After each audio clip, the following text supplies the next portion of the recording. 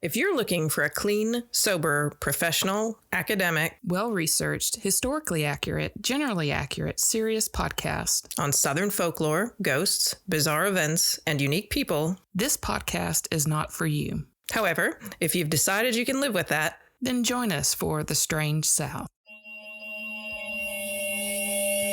The Strange South.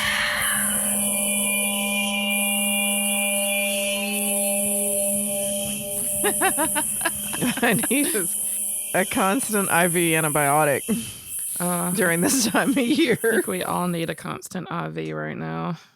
You know what I want to talk about in the pre-show? Oh, you want to talk about Daryl's I do want to talk about that. Yes. I do. I really do want to talk about that.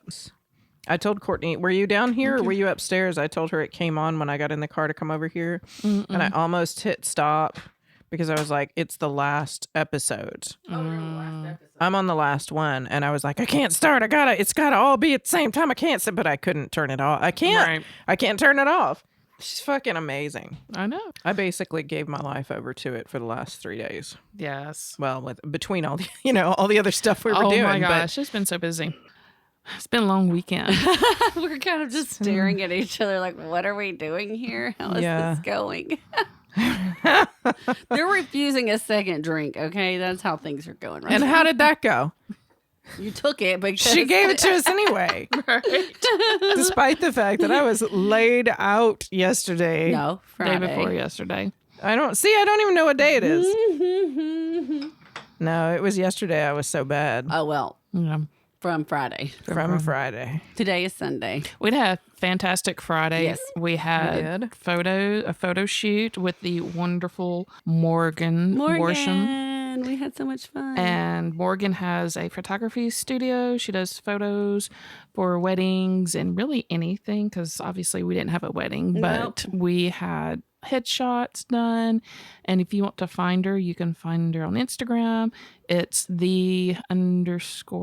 _Morgan Lee Photography. Morgan Lee, L-E-E. The Morgan Lee, L-E-E Photography on Instagram. Yes. She's so we good. strutted it. We strutted it on Friday. Oh, man. There was some strutting. There was some pressing. There was some hair flipping. Was that me? Was I the pressing? You were the strutting. Oh, okay. You're the strutting. I was the awkwardly walking. Oh, my God. Yeah. There were thongs There were thongs. and condoms. Yeah. Were not ours. Some of the glorious scenic overlooks of Jacksonville, Alabama are covered in used condoms. And thongs. I took a great picture of a graffiti that said, I love you forever and ever, right next to a used condom. Oh, my God. This place That's is poetic. It could be beautiful, but people just go up and It has been trash beautiful. it. Yeah. This view is beautiful, and So, I anyway. was so disturbed by the trash. But the thong, the first thing we pulled up, I said, "There's a thong." It was bright It was fluorescent like green. it was like neon green yellow. thong. It really was like- just looked like ribbons. I thought it was ribbons. And they're like, it's a That's what I thought thong. too. I walked up and said, "That's a thong. There's rolling papers and penis graffiti and but we didn't get any of that in our photos. Photoshopping that out. Our photos are all the beautiful scenic Jacksonville, Alabama overlook. With the trees and the leaves changing. Beautiful. So good. So thanks to Morgan. And then we did Thanks, the fire Morgan. pit So we'll let you shots, know and when that's we where get our new things ones. went down. Yeah, so We came back to Patrice's, made a great fire. Marleah did that. And Patrice had already mixed up drinks, so this is not my fault what happened after. Picture of Negronis and... a pitcher. Yeah. Pitcher of Negronis. And no dinner. It was half a pitcher. Whatever. But none of us was really hungry, and But so we hadn't nobody eaten. ate, and everybody drank, and that was the problem. And somehow it just kept happening. We just slept basically in the pod basement. No big deal. I did. Safe. It's safe down here. And then I was very, very, very ill. There you go. And it's been a minute. It's been a minute. So, And we still have kids. a lot of, like Saturday, we had the D&D Yes. party. And then I took my kid had a sleepover after that, and I took them all up to Piedmont to do a lighted house Halloween light show thing, and drove them all around and brought them home. And I was like, "This is it. This is the limit of my capability. This is all I can do." And now we're at Sunday. Got up. And got up early. Went to a play called Went to brunch first. went to brunch at NOLA on 2nd in Gadsden, Alabama. And our friend Mary had gotten us tickets to White Plains Blue Mountain, which is a new play that was being put on by Theater of Gadsden in Gadsden, Alabama by William and Donna Thornton. And it's the story of, it's more the story of Viola Hyatt. And it's framed by the story of Audrey Marie Hilley. These are both stories that we've covered on the show. Right. And so she was like, hey, you guys might be interested in this. And so we all went together. And that was pretty cool. Yeah. It was interesting the way they did it. Let's see. So we covered thongs, penis graffiti, Drinking too much Negroni. drinking too much Negroni, Jello. Jello. Yes. We did that. Oh, God. No wonder no. No, the Jello was fine. Courtney's convinced that the reason I was sick, and But I you weren't great either. I'm just going to say, Courtney. And I Patrice ate is just immune. as much of the Jello, if not more, than Marleah did, and I'm fine. So Patrice I think it made. was the mixture. It's not the Jello on its own. Just tell him what's I in don't. it. I don't blame the Jello one bit. I'm just saying I tasted the Jello, even though I did not get sick. I was thinking You I were would. prejudiced against the Jello from the start. You hated the Jello from the beginning. That's right. You never wanted the Jello. You never wanted the are Jello. correct about that. I would give you the specifics of what came out of me, but I'm not going to. But it wasn't beets. I'll tell you that. But Patrice warned us. Patrice made. This may look like blood. Patrice made a heart-shaped Jello mold out of beets, Beet juice, carrots, horseradish. Not carrots, I'm sorry. Horseradish, celery, Celery. onions. Thank you. Vinegar, a little bit of sugar, and just the plain, no flavored gelatin. Yeah. So the beets made it red. The beets and the beet juice made it red. Yeah. Yes. Because it looked like strawberry or cherry Jello. Right. It looks like deep cherry Jello, but it's the beet juice. But it's the beet juice. Yeah, there was a little bit of water, but not much. Most of it was beet juice. And when you see the video, I let it sit in the hot water way too long, so it's really bloody, which is perfectly fitting for Halloween. But the surprising thing is, and if you watch the video, which is going to probably be out, I'm going to put it out before this podcast comes out. It was delicious. I liked it. I was so surprised. Delicious Courtney- is not what I would say. However, Courtney blames the world's ills on celery and beets. Jello. on celery and beets in Jello. Just celery and beets in general, and then throw it in Jello, and it's over for me. I told you those were two of my vetoes that I didn't. I did eat it. I'm did. very proud of you Yes, for eating it. I didn't think you absolutely. were going to be I honest. almost spit it out, but I didn't. I went through, even though we were pretty tipsy by then. But I will say the crunchiness was not aversive, and I liked the crunch. The horseradish was good. I love horseradish and I love onions, but it looks like someone chopped up like liver. It looked like pieces of People. Wait till you see it, the video. You'll see. Jello Soylent is Green. people. And it must have been the onions because they looked very meaty and it looked like meat to me. Oh, so that was probably the diced up Beets beets. themselves. Yeah. They look like little slivers of liver. They did. But Because they were kind of cubed, little cubes. Yeah. Marleah and I are They kept thinking eating it on purpose. that there must be something to our grandmother's Jello mold recipes. So I'm a little excited now. I remember you saying I'm that it trying not to preserved get my hopes vegetables, up. and I did Yes, think it of does. that as soon as we started eating. I was How like, this crisp is way it was. crispier I than know. And it had been Oh. sitting in there for like 5-6 days. Yeah, because you make it on was Tuesday. Very crunchy. It was like eating just if you chopped it up for a salad. It was crispy. So That's why they poured salad into Jello molds. So the price of food's going up. This may be a thing. Maybe we should all start making 50s Jellos again. Right, with all the 60s Jellos. veggies Just in make it. sure you use lime every time. Well, now that they don't sell the salad Jello flavor anymore, Right. but There's a salad Jello flavor. there was. Oh. Yeah, they used to have like Was it three. ranch? I think it was no. I think it was three. There was one that was like a celery flavor. There may have been a carrot. I think I listed them in the episode that we did, but there were, I think, 3 different salad Jello flavors. There were like savory you just get Jellos. plain for this. Did they That sell one plain was at the plain. grocery Oh, yeah, store? it was plain. It's not Jello. It's usually Knox It's gelatin non-flavored. because Jello doesn't sell, I don't think, unflavored gelatin. Jello, Yeah. Right. Yeah, we're saying the We brand just name. say Jello as the thing. It's but like the Southern Coke, right? It's Gelatin. yeah. We mean gelatin. we mean gelatin. gelatin. But yeah, the next one I've got my eye on, and I'm listen, I know we said that this gives us hope and everything, but this is an avocado Jello recipe. And I don't necessarily have a great deal of hope on this one, but we'll see. I'm feeling a little sick already. I mean, I like guacamole, so Yeah. So, and I'll have to see. I can't remember what all is in this one. But it's the whole savory Jello thing that I'm like flabbergasted of how much I was like, yeah, okay, this can be Thanksgiving. It was so crunchy. It was so good. yeah. There's video. Me There's going, video. They're like yummy. It was not the worst thing I've ever tasted. I will say that. Mm-hmm. Well, that's good. That's actually high praise from That you. is. Considering Even though I don't how like much you hate celery and beets. Don't like them. I've tried to. Oh, Again, I no. told you. I know they're in Bloody Marys like celery is. Every time somebody brings one of my Bloody Marys, the first thing I do is pull that shit out, throw it, or give it to somebody who's there. You want this? I'm not eating it. Nom celery.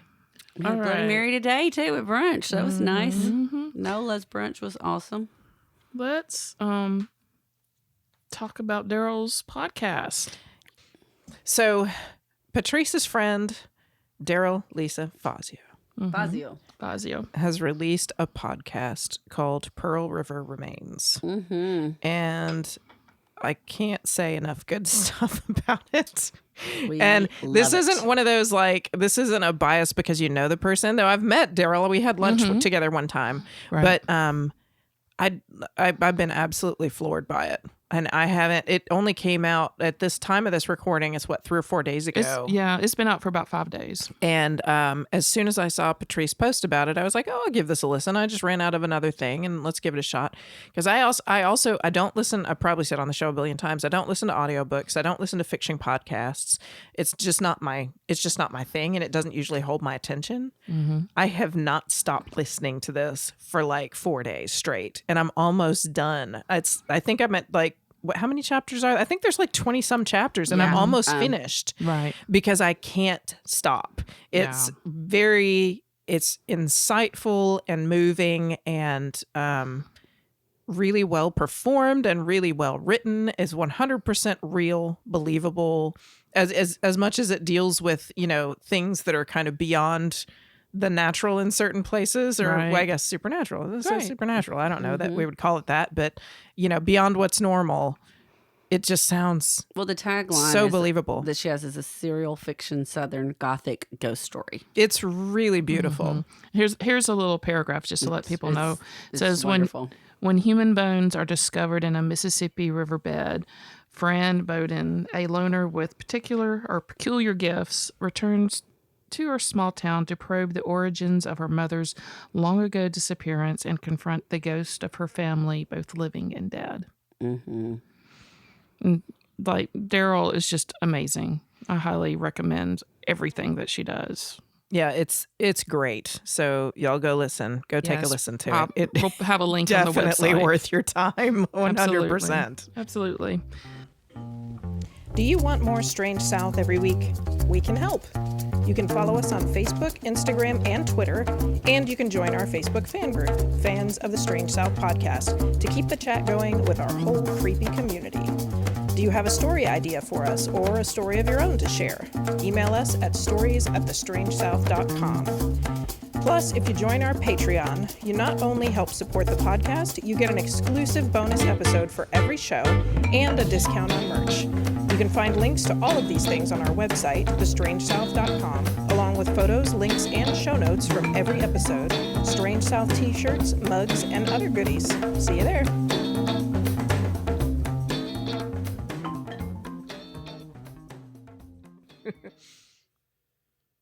All right. So this is 114. 114. Yay! Unfortunately, we do not have Courtney here, and we are having to re-record this. I don't even want to mention that. I'm just a little upset because we had some killer jokes. I know. Killer funny stuff happening. And now I'm redoing this a week later, and I just don't have the same energy because I'm kind of pissed off. And I'm going to take all of this out because I'm like laying out my feelings about this when I just need to just fucking talk about it. Just do it. Just do it. So today I'm going to talk about the Devil's Trampoline Ground, which Marleah is laughing because the first time I said that, I said the Devil's Trampoline Ground. Like trampoline. Well, it's really hard trampoline ground. It's really hard to say trampoline. But it's so funny when it's the Devil's Trampoline Ground. It's so much better, yes. I mean, the mental image alone. It's perfect. Just amazing. So the Devil's Trampoline Ground is a camping spot in Chatham County, North Carolina. You may have heard of it. You may not have. It's in a forest near Harper's Crossroad, near Bear Creek. And the thing about the trampoline ground, as stated, it's like a 40-foot circumference ring that's nothing's grown in for like over 100 years. And that's why they say the devil walks in circles and he haunts the ground. And he's supposed to be like thinking of means to cause humanity trouble and mischief and evil and all that stuff. He thinks a lot. He trampolines a lot. He trampolines a lot in this space. He does. It's also a circle. I mean, for real. It's the circle. It's a really big trampoline. It is a really big trampoline circle. Same thing that's very similar is the Witches Dance off of Natchez Creek. There's a Natchez Trace, right? Thank you. Natchez Trace, not Natchez Creek. I'm sure there is a Natchez Creek somewhere, but this is Natchez Trace near Tupelo, Mississippi, and it's a bald spot. Nothing has grown there forever. And so there's like a lot of speculation as what could cause this besides like the devil walking around, because it's a campground. People camp there. They haven't seen the devil. But, they talk about it being a little, eerie, and that supposedly like animals around there won't go near it and all of this other stuff. But of course, there's a Native American connection here. Some people believe that this spot is like an ancient meeting place for local Native American tribes. That's kind of our default. It's like when something in the woods doesn't make sense or is weird, we talk about Native Americans. Mm-hmm. You have things moving in your house. You're on a Native American burial ground. Your dog comes back to life. It's probably been buried in a sacred Native American graveyard. Yes. So that's what we white people do. Mm-hmm. So this trampoline ground is in an area called Croton, apparently, and it's named for the fallen tribal chief that was buried there after a battle. Oh, so there actually was someone buried there, but maybe not at that exact spot. According to the internet, yes. Okay. The all-knowing internet. The all-knowing internet. And I will put links to all my sources in the show notes. So the word Croatoan was carved in, it's not the same word. So it's Croatan was the chief's name, but Croatoan was what was, we all know that was carved into a tree at Roanoke Island. They're thinking that maybe it's referring to this battle site where he was buried, but that's like 250 miles to the east of Roanoke Island. So it's like in the middle of North Carolina. So it's kind of a stretch, okay? I'm not saying it didn't. It's a little stretch. Is Roanoke Island, is that where did people disappear? Is that the thing? I think that was it. Yeah. Okay. And all that was left was the carving Croatoan in the tree. Gotcha. And, probably yellow fever or smallpox, or maybe they just fucking walked down the beach and never came back. Who knows? No, that's the mystery of it. Nobody really knows. So also speculations that tribal gods were purportedly like preserving this barren circle as a memorial to their loyalty, their followers' loyalty. So, again, all the things. And then we have the molasses mill theory, which is like maybe horses that were used to like churn, molasses mill kept walking in circles and they just killed all the grass and nothing's ever come back. But like in ages and ages. But if that was like the deal, it'd have to be like ghost horses because, cursed horses or something, because as we know, you leave something along, nature reclaims it. And nature finds a way. Nature finds a way. Life finds a way. And so all of our mills and stuff that used to have horsepower where they like knit in circles and it's no longer there, eventually the grass grew back. I mean, it's not unusual. So this is the whole thing. So if you're in North Carolina and you go camping a lot, you may know about this. But the thing about this barren land, it's weird because there's also shrubbery that grows around it, or different plants that are more accustomed kind of to coastal growing places. So scientists we got to figure out what's going on here. And so if it's supernatural, more than likely it's kind of just science, like we talked about. Yeah. There is a thing, like when they tested it, they noticed that the ground itself was very salty. It was a little salty ground. And so they're like, well, the reason nothing grows here is because in the circle, it's all salt. Apparently, there are natural salt licks, and that's what they called it. It is a salt lick. Everything is sterile in this salt lick because there's a high concentration of salt. So salt licks are places in the ground where salt appears naturally or has been deposited by humans where birds and animals congregate to savor the salt. So when they said animals don't go around it, I was kind of thinking, bullshit, if it's salt, but they would go. They would go and to get like the minerals and the salt, because animals we all love salt. I was just gonna say, I mean, literally, you hand me a pile of chips and I would lick it like a salt lick. Right.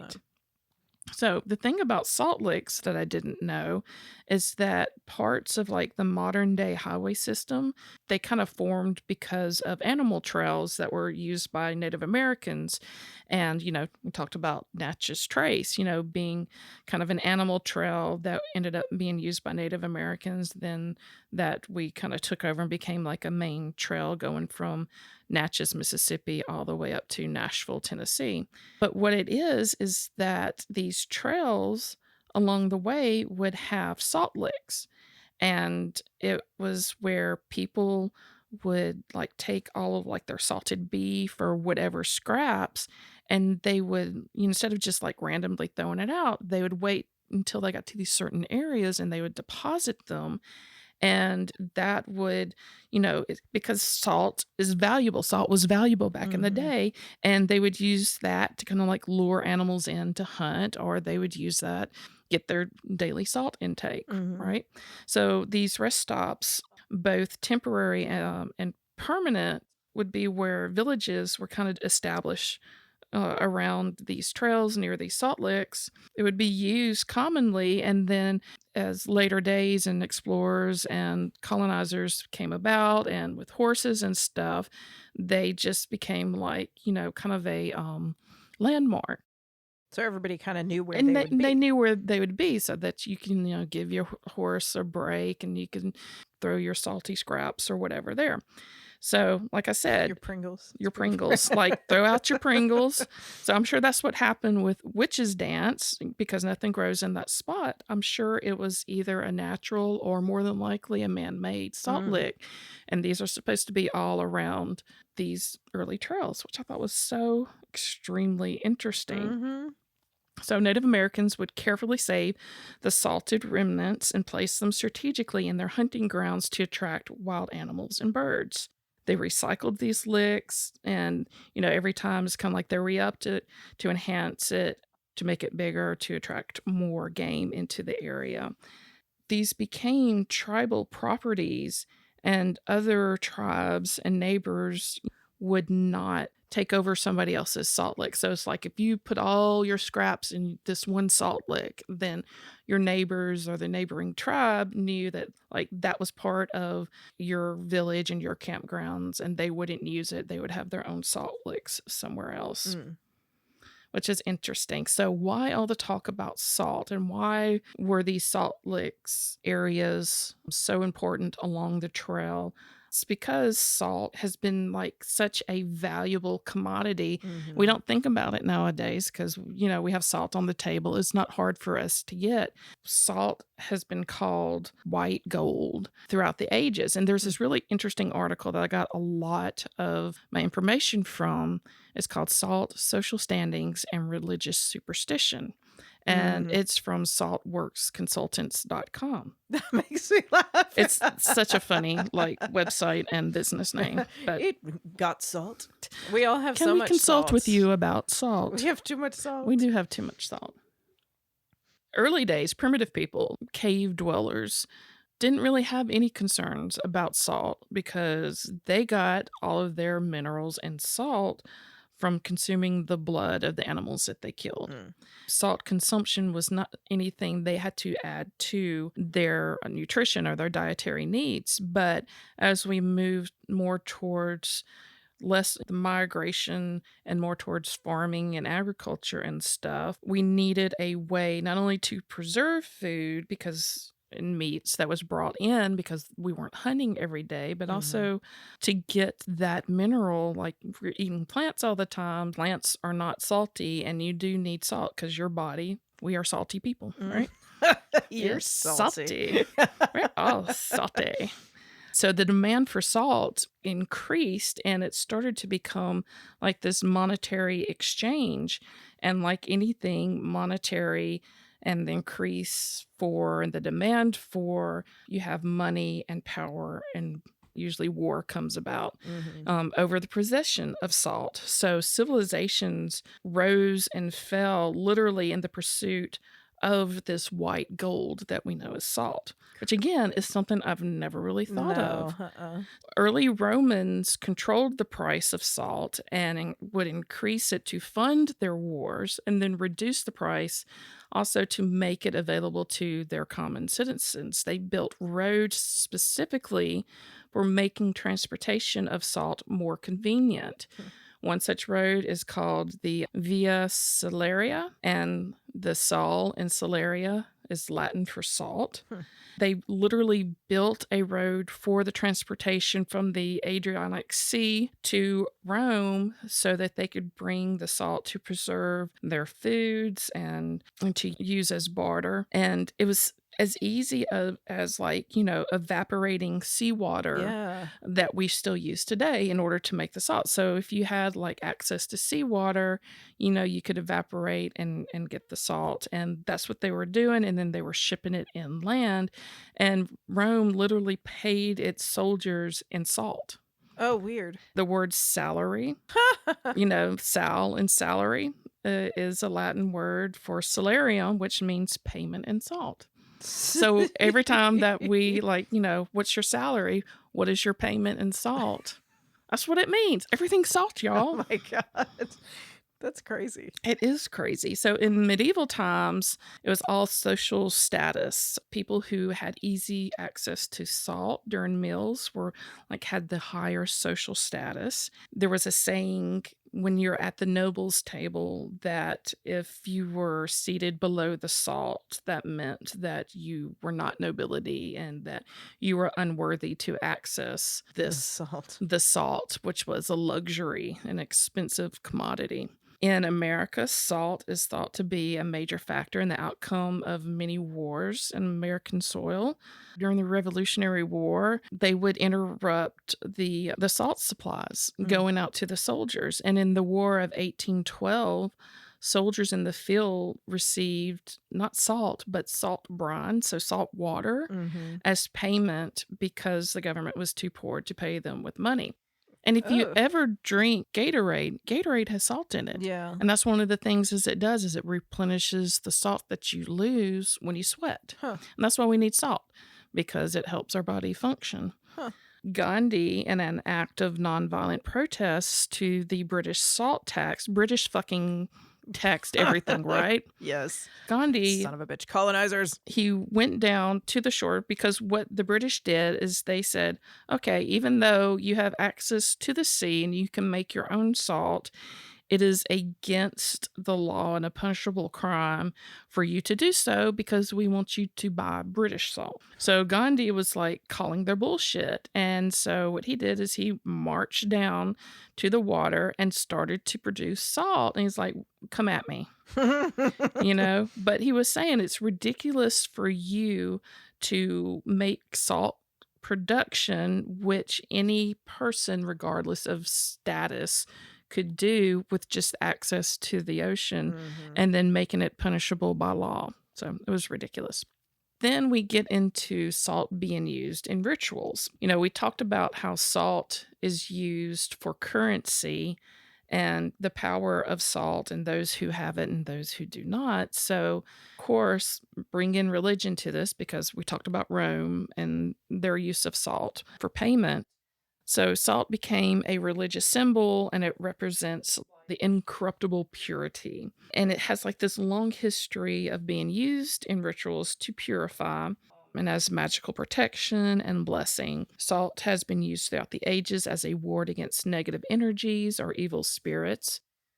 There's an old belief that throwing salt over your left shoulder would protect you from bad luck because the devil is supposed to stand behind you on your left, and then your angel is supposed to stand behind you on your right. Throw salt in his eyes. Throw salt over your back and, get rid of them, I guess. Was the pillar of salt thing that Lot's wife looks back on Sodom and she turns into a pillar of salt for looking back. Right. I remember that. Yeah. Yeah. But she's not evil. But she's not evil. Right. She was just curious. And they told her not to. And she was like, I guess that makes her evil because God's like, I told you not to. Why? I don't know. Arbitrary punishment. Arbitrary punishment to give Lot women a lot of salt. An investment in salt. Sell off his wife in grams of salt. Ancient Greek worshippers, they would use consecrated salt in their rituals. In Germany, salt was put in the corners of the home where newlyweds were to reside to dispel any bad or negative energy. Jewish tradition, they dipped their challah in salt on the Shabbat. Challah bread. Yes. So good. Japanese sumo wrestlers would throw salt into the ring before a match to purify and sanctify the area and drive away any evil spirits. And they use a lot. I saw a picture, and I'll post the picture. It's not like just a little fink. Yeah, that's what salt, I would picture. Snowing salt. I feel like if they roll around in it, they're just going to be like all salty sumos. Okay. In Chinese folklore, they credit the phoenix with the discovery of salt. So their little folklore says that one day a peasant saw a phoenix rise from the ground, and they thought, well, there must be treasure where it came from. So they dug in the soil and they didn't find anything, but he knew the soil must have value. So this peasant took the soil to the emperor and gifted him this dirt treasure. And the emperor was like, why are you doing this? And he put him to death for his impudence. Overkill. So later, for whatever reason, he must have held on to the dirt. A little bit of it fell into his soup, as unbelievable as that is. And then he tasted it, this little peasant dirt soup, and it was wonderful. And he was like, hey, this dead guy's got something. And then he felt great shame. Yeah, I bet. And then he called for the dead man's wife and family, and he gifted them control of their lands where the salt occurred. And the peasant's family became rich and prosperous. Phosphorus. They became incandescent. Okay. In Norse mythology, the gods first came from the salty ice block. Which again, I've heard this all already, and it's still funny. salty ice block. Because I feel like salty ice is no ice. We talked about this. We talked about this, but Salt then helps it get again, colder. we talked about how it was the sacred cow that licked the Yes. salty ice or whatever it did to birth forth the Oh gods my of the God. Norse mythology, which is like Odin, right? I guess. Or the first He's god, one of 'em. the grandfather of Odin, not Odin itself, but like original OG The OG Norse god. Norse god. In Mesopotamia, there was a goddess that was the symbol of chaos and primordial creation. She was a Woohoo. salty goddess Yes. of the ocean, and she hooked up with the god of fresh water and produced brackish offspring. All of this, folklore is kind of fucked up. Yeah, man. So as These creation myths especially are my just like, Lord, wow. it's like, wow. I was like, y'all were smoking the Mm-hmm. I'm telling this. So apparently, like the god of the freshwater decided like to kill his children. All his brackish children All must his go. brackish children. He's like, enough of you, off with your heads. And then they in turn killed him. And then old salty goddess here decided that she was going to kill her husband's murderers, aka her children. Mhm. Of course, she is slain, and then apparently her body becomes the heaven and the earth. The end. Mm. Salty, heaven and earth. Salty heaven and earth. And then, of course, Christianity, as we talked about. The covenants of both the Old and New Testament are sealed with salt. Jesus said, "You are the salt of the earth," to his disciples, just telling them how valuable they are. And because, like, your physical body is really, we're nothing more than salt. Bloody salt. Which is, it's so weird though, because I always think of the salt of the earth as like humility, or you are, I don't know, like, but I don't think of it as a valuable thing. So it's like the context of that really makes a huge changed. difference. Yeah. It has changed. It's interesting. Mm-hmm. And like you said, Old Testament, Lot's wife was turned into a pillar of valuable salt. We talked about the Latin, the Sol meaning salt in Latin. So salvation has Sol in the beginning of it. Salt is still included on the altar to represent purity. It is mixed with holy water, which I've never drank holy water or tasted holy water or been around holy water. Really. Oh, that's right. You said, because I was confused because I thought holy water was just regular water that somebody had blessed. And I still think the blessing happens, Yeah, but I think yeah. it's blessing over salt water. Crazy. And I'm wondering, like, so is that a vampire thing? Does it suck all the life out of them? Is that why? or a Because of the salt salt? substitute or something? I don't know. And I don't know if they use it because salt kills bacteria. So I'm wondering that's true. if it's like actual kind of a functional way to, like, if they keep Yeah, because you keep water in a Catholic thing. churches. It used to be. I haven't been to Catholic church in a long time, Right. but yeah, they would keep it in like a cistern, a small one, Right. like, because you would have to you would use it to bless yourself or whatever as you walk into the Right. sanctuary, and so yeah, maybe. I don't know. I'm just speculating. Yeah, here. that's interesting though. It is interesting. So Leonardo da Vinci's painting The Last Supper, you'll see Judas spilling the bowl of salt. And so this is like absolving, or maybe an omen of the evil or wrongdoing that is to be perpetrated. Mm-hmm. Over the last 1,000 years in Europe, salt is believed to provide defense against witches, witchcraft, demons, spirits, sprites, the devil, the evil eye, anything at all. Tigers, right? millipedes, Millipedes, firefly, predatory fireflies. Slugs, right? We're looking into the future. We Sorry, are, go ahead. We are going into the future. So the common belief that witches and animals they bewitch would not eat anything salted. Inquisitors would advise like demonologists to protect themselves by wearing an amulet of salt. Oh, I wonder if Lorraine Warren did that. I don't know. I'll have to look it up. Go ahead. Yeah, that would be interesting to know.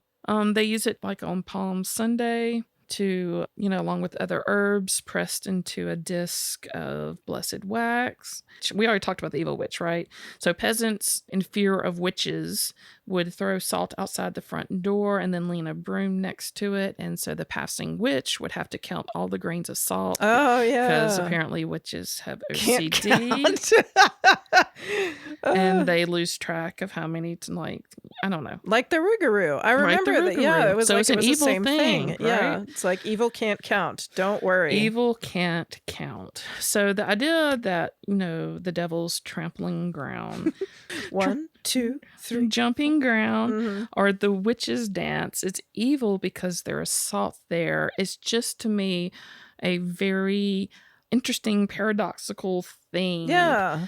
Much like them saying that the Georgia Guidestones were satanic. Mm-hmm. Yeah, because if it was salt, then it would ward off It the would devil. ward off. Yeah, it would ward off evil. It would not. It would be a more of a holy place than a place of evil. So get your facts straight. And also, it's just more than likely it's a man-made salt lick, and that's why we have things around the area called Big Lick, because it's a salt lick. And it was used along trails to attract game and to also provide salt for users of the trail. Damn. And that's the rest of the story. This is Throw that Patrice knowledge. Anderson. Good day. I love Paul Harvey. Yay. Well, thank you so much for listening. Thank you. That was good even the second time around. I love it. And we will talk to you later. Bye. Bye.